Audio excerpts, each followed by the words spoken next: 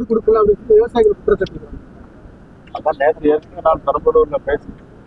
அதாவது இந்த அரசு வந்து பேக்ல வந்து போன வருஷம் இவ்வளவு டார்கெட், இந்த வருஷம் அதிகமாக விற்கணும்.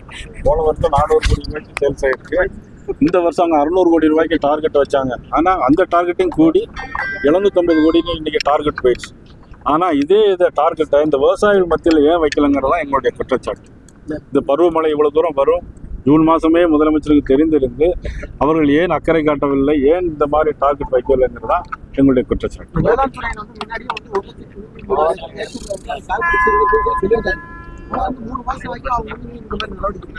அதுதான் நான் கேட்குறேன்.